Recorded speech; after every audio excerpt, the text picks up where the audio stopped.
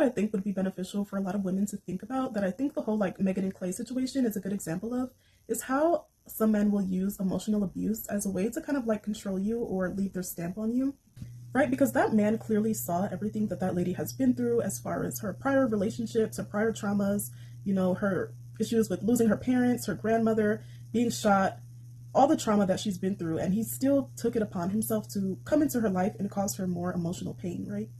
And I think it's sometimes similar to how a man will baby mama you, even though he knows that he doesn't want to be with you or doesn't want a family with you, but it's a tactic to kind of just leave his stamp on you and kind of keep other men away because they understand that like most men look down on single mothers, right?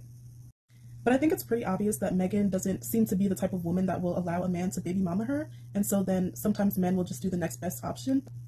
Because if you notice in Megan's story post, she said that she was going to need a long break after this. And you can obviously take that to mean that like she's going to have a long period of time probably healing before she decides to date other men or get in a new relationship because of the trauma that this has caused her. So just saying all of this to say that sometimes men do use women's emotions or insecurities kind of as a manipulation tactic, to kind of make you feel like, oh, you're unlovable, you're unwifeable, you're not marriage material, no man is going to want you, because that's the things that like the men are saying online about the situation, right? But just looking at the situation, Megan clearly wasn't the problem.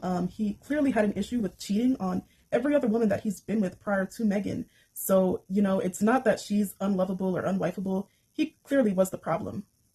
So yeah, just saying all that to say, like, don't let these men trick you out of being able to receive a healthy man or a healthy relationship because you've allowed them to mentally or emotionally scar you and traumatize you and damage you so much that like, even if you come across a healthy situation, you won't be able to like emotionally receive it, or you internalize this belief that like you're unlovable or whatever. Like, you know what I mean?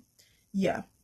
Because I do really think sometimes that is the goal, you know, like he's the damaged one, he's the broken one, he's the one who isn't marriage material, not you.